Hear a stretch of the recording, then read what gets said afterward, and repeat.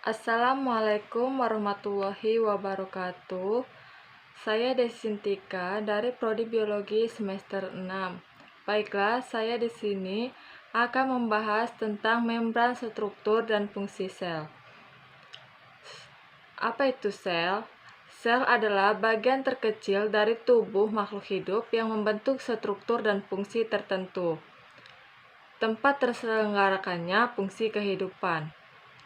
Sel berdasarkan membran inti. Yang pertama, sel prokariotik atau belum memiliki membran inti, dan sel ekariotik sudah memiliki membran inti. Bisa dilihat pada gambarnya. Selanjutnya, perbedaan sel prokariotik dan eukariotik. Yang pertama, membran inti. Eukariot memiliki membran inti sedangkan prokariot tidak. DNA. Pada eukariot terdapat introt atau tempat pembentuk, sedangkan prokariot tidak. Selanjutnya, kromosom. Pada kromosom eukariot terdapat histon, sedangkan prokariot tidak. Selanjutnya, ukurannya prokariot lebih kecil dari eukariot. Selanjutnya, ribosom. Ukuran ribosom prokariot lebih kecil dari eukariot. Selanjutnya, organel. Eukariot memiliki organel bermembran, sedangkan prokariot tidak punya. Berdasarkan jumlah kromosom dan fungsinya, sel somatik atau sel tubuh merupakan sel-sel penyusun tubuh. Jumlah kromosom dihaploid, pembelahan secara mitosis. Selanjutnya, sel reproduktif. Perbanyakan makhluk hidup secara seksual, jumlah kromosom 1N atau haploid, pembelahan secara meiosis. Bagian-bagian sel. Bagian yang bersifat hidup terdiri atas inti sel, sitoplasma, dan organel-organel. Sitoplasma, cairan yang berada di luar inti sel, terdiri atas air dan zat-zat terlarut serta berbagai macam organ sel hidup. Selanjutnya, bagian yang bersifat mati terdiri atas dinding sel dan vakuola. Dinding sel berfungsi sebagai pelindung dan pemberi bentuk, hanya dimiliki bakteri, cendawan, ganggang, dan tumbuhan. Membran plasma, pembatas sel dari lingkungan luar, bersifat semi permeabel, dimiliki semua sel. Vakuola, rongga bulat berisi senyawa kimia atau sisa metabolisme.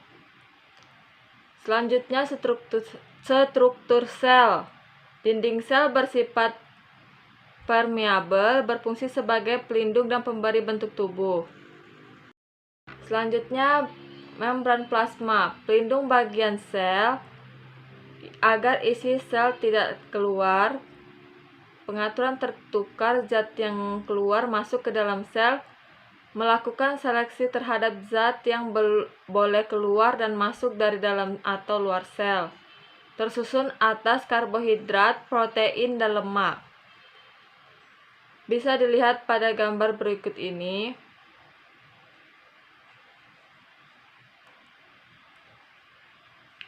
Selanjutnya, struktur dan fungsi organel sel.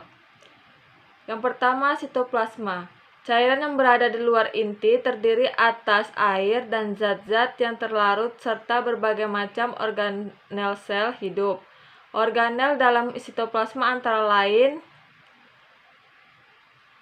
retikulum endoplasma atau RE, berupa saluran-saluran yang dibentuk oleh membran.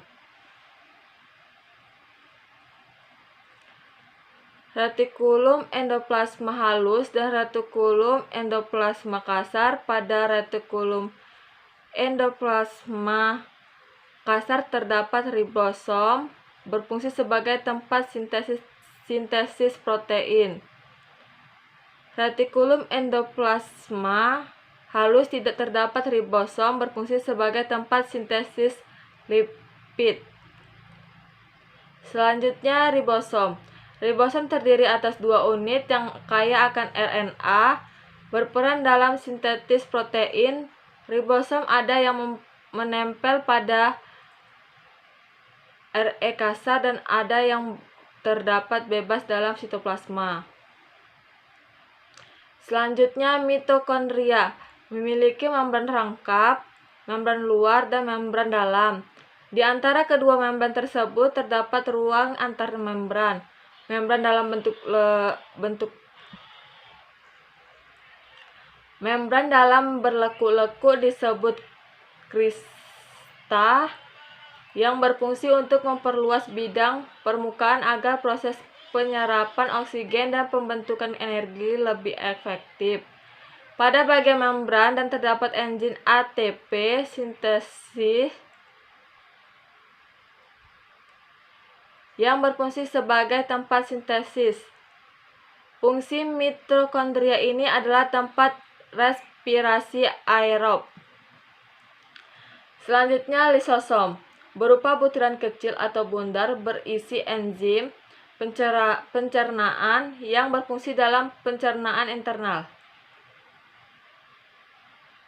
Aparatus Golgi atau badan Golgi berupa tumpukan kantung-kantung pipih, berfungsi sebagai tempat sintesis dari sekret seperti getah pencernaan banyak ditemukan pada sel kelenjar, bentuk protein dan asam inti, DNA atau RNA, serta membentuk dinding dan membran sel. Selanjutnya vakuola berbentuk rongga bulat, berisi senyawa kimia tertentu atau sisa produk metabolisme sel yang mengandung berbagai macam zat sesuai pada jenis selnya.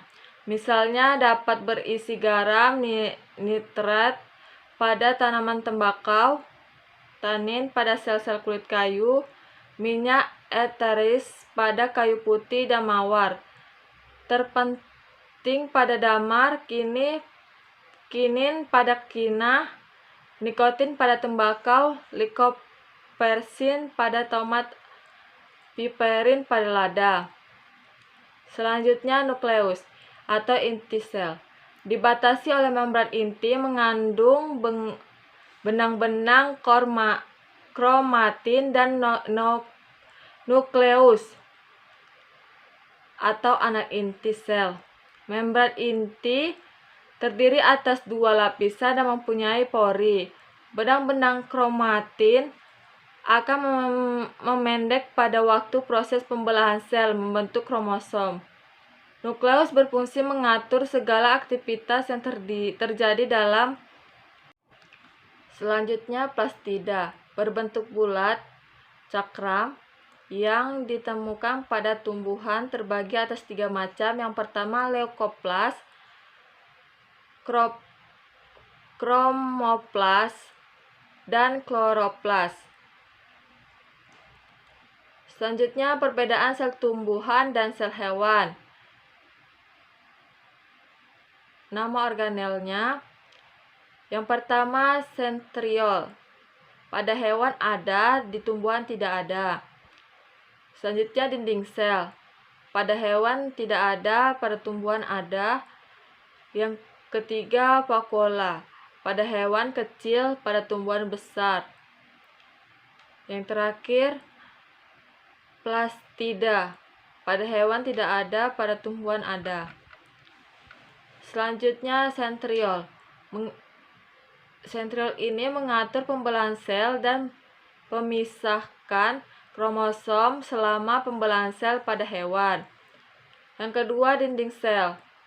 Dinding sel ini keras karena disusun oleh selulosa, pektin, glikoprotein, dan hemiselulosa. Yang ketiga vakuola. Vakuola ini kantong yang berisi cairan. Pada tumbuhan berfungsi sebagai pengatur tekanan turgor. Selanjutnya plastida. Pesida ini terdiri dari kloroplas, tilakoid, stroma, kromoplas, leukoplas. Bisa dilihat perbedaannya pada gambar berikut ini, sel hewan dan tumbuhan.